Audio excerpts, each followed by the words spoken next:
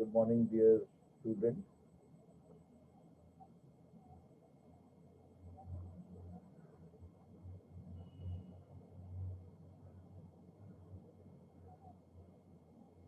As we have already decided that now we have finished our all the sections till section 14 of CBST Act 2017, from section 2 to section 14, which was discussing about rate of tax, whether old rate will be applicable or new rate will be applicable.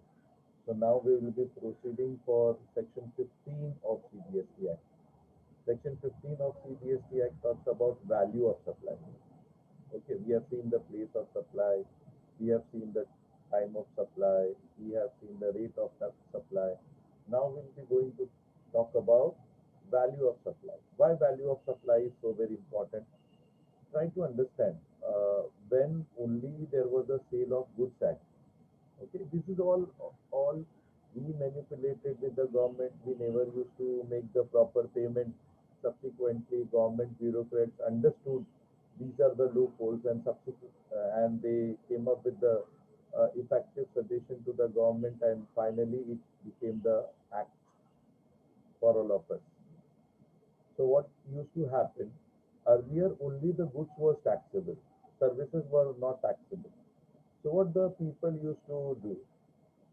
Suppose you are selling the goods of, let's say, example of refrigerator, okay, and that is sold from Delhi to somewhere else or wherever it is manufactured. Manufacturing unit of Videocon or any company has. From there, they are supplying to other place. So whenever they used to make the invoice. Say for example, refrigerator or LCD. So those cost of refrigerator was 30,000. Okay. Then packing, because see, it required, whether it is LCD or refrigerator, huge amount of packing, and appropriate packing is required. Otherwise, if there is small scratch also, again those products is going back to the factory. Packing related material, transportation, transit insurance, they were services. They never used to be come into the bracket of taxable goods.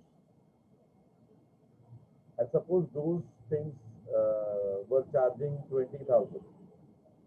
So what they used to do, or 10,000, or whatsoever the case may be, or 15,000. So what the businessmen used to do, they used to make the bill in reverse way. See, for businessmen, for a manufacturing, total cost would be 45,000. 30 of the product and 15 for all ancillary expenses what they require to incur to place those products from the factory to the place where actual consumers are waiting and they are going to buy those products. So in that case, what they used to do, they used to reverse the bill. What they were doing, reversing the bill. Say for example, now I told you the cost of refrigerator is 30,000, and packing, insurance, their cost is 15,000. So they make, for manufacturer, total cost will be 45,000. So what they used to make the invoice? They used to make the invoice of refrigerator of 15,000 and other ancillary expenses of 30,000. So they used to pay the tax only for the 15,000, and they used to avail the benefit of remaining charge. Okay. So this is one case where the section 15 is going to help you. Section 15 states, irrespective, immaterial, whatever is the value of supply, the chargeability will impose on that. So all 45,000 will be taxable. Now let us take the another example. You are going, there is an exchange offer. Most of the time, mobile phone has an exchange offer. Okay. And now, suppose as per old mobile you are giving to them and you are getting the new mobile phone. The cost of new mobile phone is 20,000 and the old mobile phone you got 5,000. Now the taxability will be on 20,000 or 15,000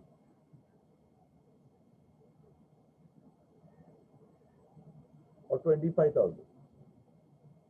So these kind of technical questions which we used to face earlier, which was the problem when it comes to value of entire supply, whether it is value of composite things, whether it is value of ancillary things, whether it is value of exchange. Again, there was a question of discount. Okay, many a times you have studied that there is a trade discount, but it is not recorded in books. Only the cash discount needs to be recorded. So what is the interpretation, how it is to be given effect, whether it is to be taxable or not taxable, so on and so forth. So the section 15 is the heart of entire GST. Of course, time is very important, place is also important, but value is the most important because on that only the tax rate will be applicable and final tax liability will accrue or arise. Yes or no?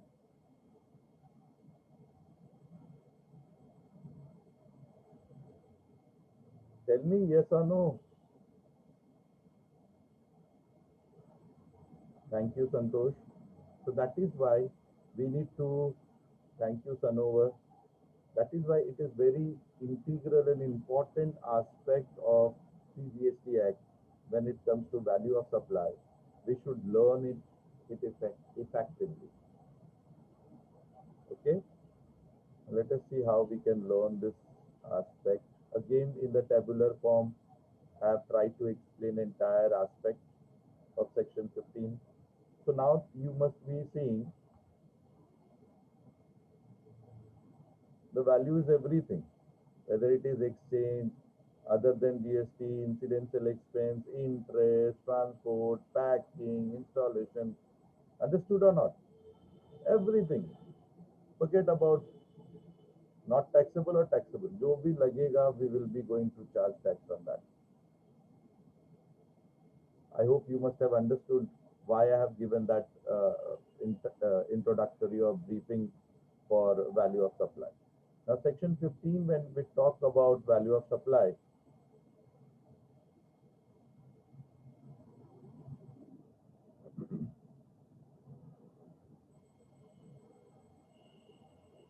it comprises following subsections. Section 15, subsection 1 states, value of supply is the transaction value. What do you mean by transaction value? Just now I told you whether exchange to be incorporated or not incorporated, whether I should take the mobile phone cost is 20,000 or 15,000 or 25,000. So that answer we will be getting with this subsection of section 15, which talks about transaction value. What is transaction value? Recipient and supplier are not related persons. Then only this transaction value is applicable. So most of the time when we go and buy the product from any of the shops, we are not knowing each other. We are not relative person, okay, etc., etc. Because then the chances of manipulation is not there. And price is the sole consideration. Other than price, you are not giving anything else. Then only the transaction value. So we are going, we bought a product, mobile phone, and we paid 20,000. Done. This is the transaction value. I am not known to that supplier. He asked, he has shown me the product. I like the product. I paid the 20,000. 20,000 is the transaction value. That is the value of supply, and the chargeability will be done on that 20,000. Okay. Then it comes as value of supply includes what? It includes, just now I have shown you the entire table of it. Tax other than GST, payment by recipient on behalf of supplier, incidental expenses, till delivery of goods and services. Okay, if charged from the recipient. So suppose you are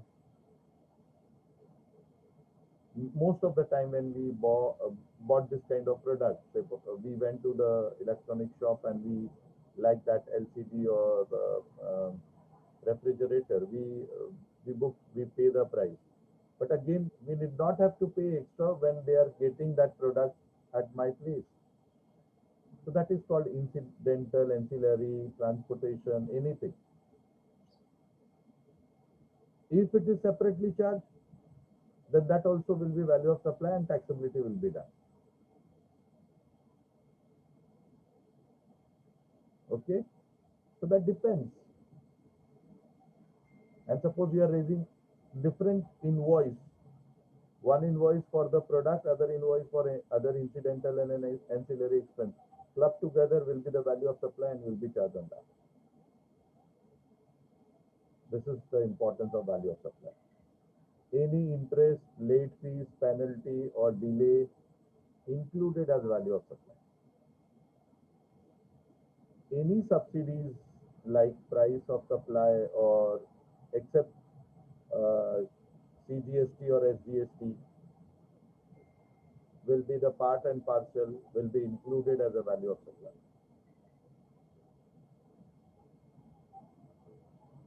Okay, value of supply. So this section 2 talks what is to be included.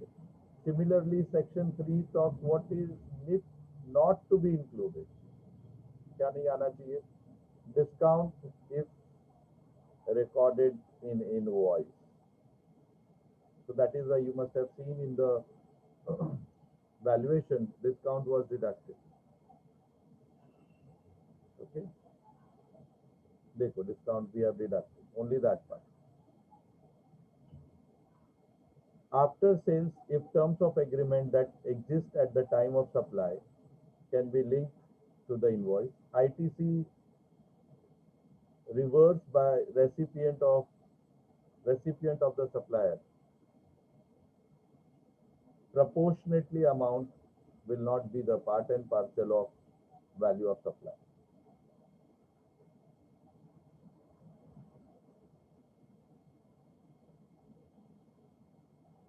So need to be order if not shown in the invoice cannot be included in invoice. ITC for reverse RCM by the recipient will not be the value of supply. So these subsection 3 talks which need not be included. Okay, if value of supply is not determined under section 15(1), then as per chapter 6, I told you several times when the subsection sections are failed in CGST to explain, then these rules are very important. And now these rules for valuation is there under chapter 6 of CGST Act. I'll discuss those rules subsequently. Valuation of some notified supply to be valued under chapter 6. If certain notified things are there, which is by the government, that has to be again, valued by chapter 6 of 6 different rules of CGST. Now let us talk about discount also. Suppose there was a product and you have issued the discount, you have applied the discount before issuing the invoice. The product was of 1 lakh. You have given the discount of 5,000. So the value of supply was 95,000. If suppose we are taking CGST and SGST as 10%, so then 9,500, 9,500, total 1 lakh 14,000 is the total value of supply. So whether you are discounting, giving the discount before or after, then also it is not going to affect much. Why? Suppose after raising the invoice. So after raising the invoice, what has happened? You are allowing them the discount, then you have to nullify, you have to deduct those discounts, you have to take the set off, you have to ask for the ITC. So again, let us take the same example. 1 lakh ka product, 10,000 was the CGST, 10,000 was the SGST as the rate of 10%. Total 1,20,000 was the value of invoice. Now I want to raise the discount. I have allowed the discount. In such case, what will happen? This 5,000 will be the amount of discount from 1 lakh. Again, 500 will be amount of discount. Same 5% discount I am taking. So 1 lakh ka 5%, 5,000. So value is now 95,000. 5% ITC. So for this 5,000, you have to raise debit note or credit note. Depends, it is forward charges or reverse charges. This 5,500 will be ITC. This 500 will also be ITC. So finally, again, check the value of supply 95, 9,500, 9,500. The actual value is 1,40,000. Why I'm asking to understand these concepts? Because that kind of examples, illustration might be the part and parcel of your exam question. Because it talks about valuation. Okay. Now let us understand these chapter 6 different rules. What these rules states?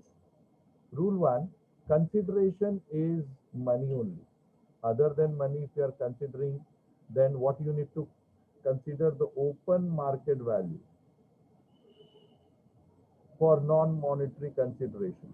Suppose you have given the mobile of 20,000 and you have taken that exchange value of mobile of 3,000. So actual the value of supply will be 23,000 and it will be chargeable like that. That is why when there is an exchange offer, they are liable to pay the taxability on MRP. The 3,000 what they have discount given, that is the actual market of those products which they are taking as an exchange value. So suppose I have given the old mobile of 3,000 and I have paid 17,000. So he has to raise, for them, the supplier, the value of the supply will be 20,000. Now 17 plus 3. And actually they will be chargeable and liable to pay tax. Rule 2 states if they are not related person, okay, other than agent, open market value for like kind or quantity of goods or services as specified in rule 4 and 5. I will explain what is rule 4 and 5 states. Yes, Santosh. 17,000 ka total amount what cash you have paid. Cash is the sole consideration and 3,000 what the exchange value we got for that product. So he will be going to make the invoice of 20,000 and he will be liable to pay the tax on 20,000. So what rule 4 and 5 states that I'll explain subsequently. If they are agent, then selling price by the agent in open market, you must have found many a times agents are selling higher than the actual what is expected by the producer or consignor. So whatever the price agent is selling and getting it from the open market, the taxability will be on that.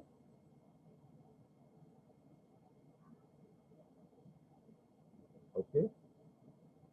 If not, then 90% of the value of the product, right? Independent priority price, whichever is less, will be taxability for the product which has been sold by agent in open market. These are the rules where they are not a related person, but they are commission agent.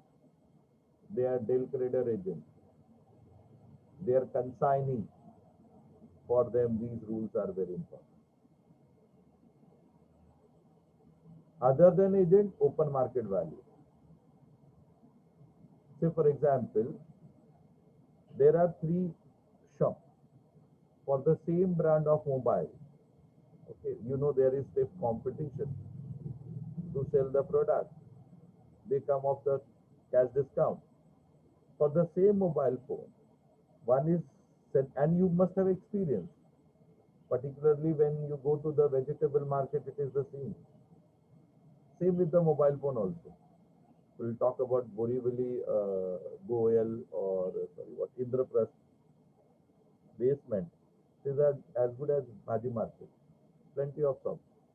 एक product का एक जगह 20,000 है, दूसरे जगह 19,800 है, तीसरे जगह 19,500 है, चौथे जगह 19,000 है. सेम प्रोडक्ट है, तो टैक्स किस पे भरेगा?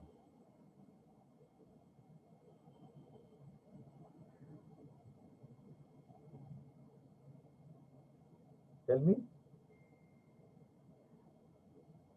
सपोज वीवो का एक प्रोडक्ट है एंड दीज आर द चार डिफरेंट शॉप पे चार प्राइसेस है.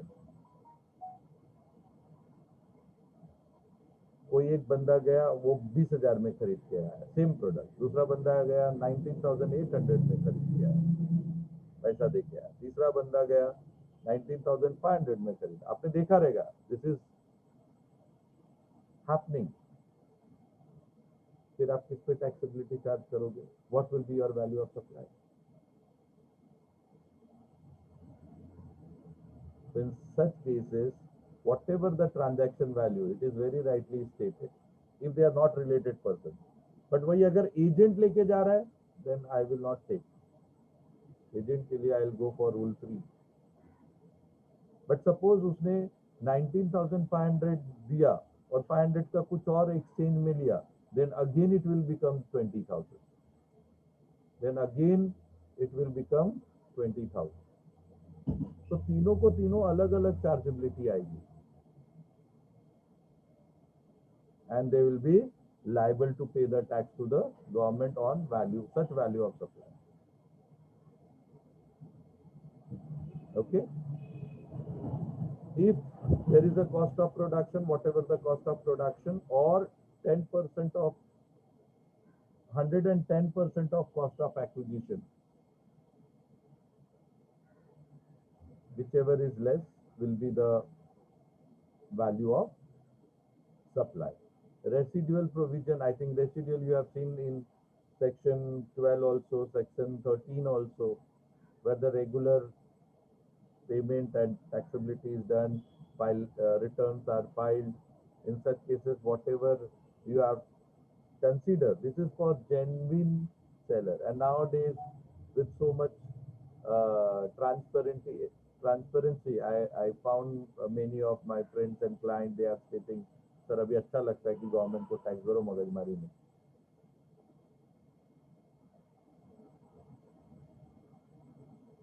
Okay, and rule 6 is talking about if there is a exchange of money, foreign exchange conversion,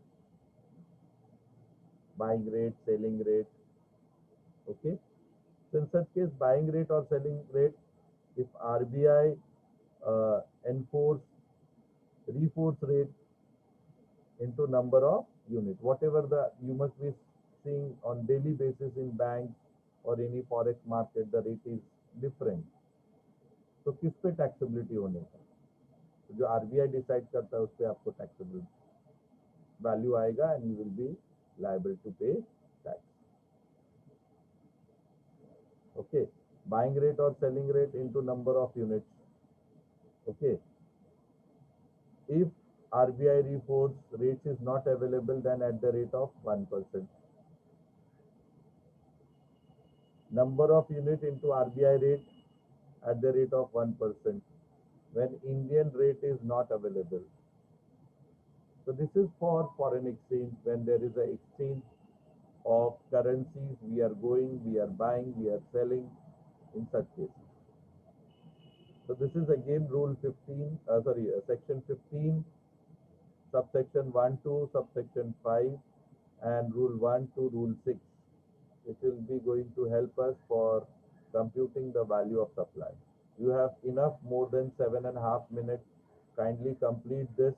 Then in subsequent lecture, we are going to proceed further.